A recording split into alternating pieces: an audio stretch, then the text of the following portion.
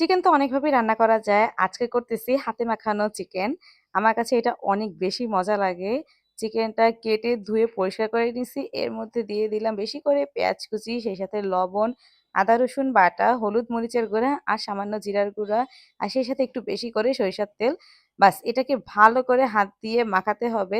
মাখানোটা যত ভালো হবে চিকেনের টেস্ট তত বেশি মজা হবে। আলুগুলোকে দিয়ে দিচ্ছি ম্যারিনেশনের মধ্যে। আমার বাসায় চিকেনের আলু সবাই খুব পছন্দ করে। এটাকে ঢেকে ৩০ মিনিট রেখে দিব। এদিকে কিছু শুকনো মসলা তেলে গুঁড়ো করে নিব।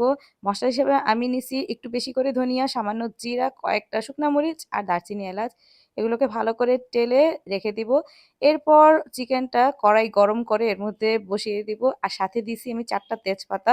এটাকে ঢেকে অল্প আঁচে রান্না হতে দিব। চিকেনটা যতক্ষণ রান্না হচ্ছে ততক্ষণ এই শুকনো মসলাটা গুঁড়ো করে নিচ্ছি পাটায়। মাঝে, মাঝে চিকেনটা একটু নেড়ে দিতে হবে, না হলে নিচে লেগে যেতে পারে। চিকেন হাফ কষানো হয়ে গেছে। এরপর আমি এতে দিয়ে দিব ২ টা পাকা টমেটো ৪ টুকরো করে।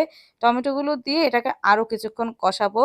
তারপর কষানো হয়ে গেলে এর উপর দিয়ে দিচ্ছি গোটা রসুন। গোটা রসুনটা দিয়ে আরো কিছুক্ষণ কষানোর পর দিয়ে দিচ্ছি ঝোলের জন্য সামান্য জল। জলটা টেনে আসলে এর উপর দিয়ে দিব ভাজা গুঁড়া মসলাটা। বাস হয়ে গেছে আমার হাতে মাখানো চিকেন রান্না।